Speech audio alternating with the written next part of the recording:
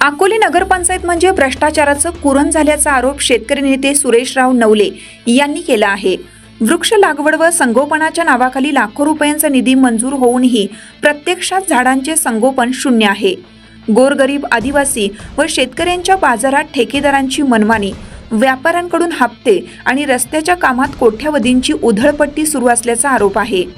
या प्रकारामुळे शेतकरी, भाजीपाला विक्रेते आणि पर्यावरण प्रेमी नागरिक संतप्त झाले असून लवकरच तीव्र आंदोलन करण्यात येईल असा थेट इशारा देण्यात आला आहे। आपण अकोले नगरपंचायतच्या हद्दीमध्ये प्रवरा नदीच्या काठावरती या ठिकाणी उभा आहे। नमस्कार, मी सुरेश नवले। या ठिकाणी ही वृक्ष लागवड नगरपंचायतच्या माध्यमातून या ठिकाणी करण्यात आलेली आहे। मला वाटतं 16 लाख रुपयाचं काम आहे। साधारण 10 गुंठेच्या आसपास असेल आणि सर्व पुढे वड, पिंपळ, करंज अशी झाडं आहेत।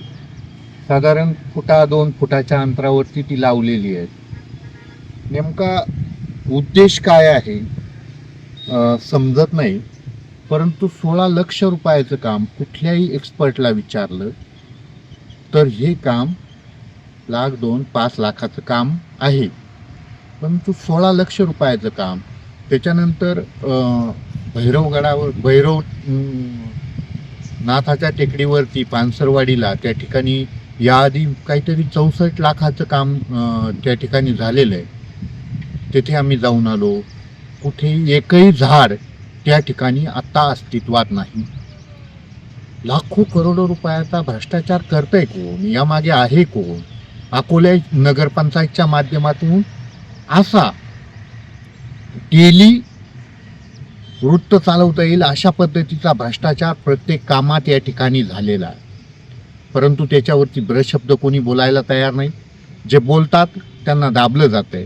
म्हणून एक सामाजिक कार्यकर्ता म्हणून, एक पर्यावरण प्रेमी म्हणून ही झाडं त्या ठिकाणी जगली, चांगल्या पद्धतीने वाढली तर अडचण नाही, परंतु कुठेतरी भरती करायची, त्या भरतीवरती ही झाडं उगवायची।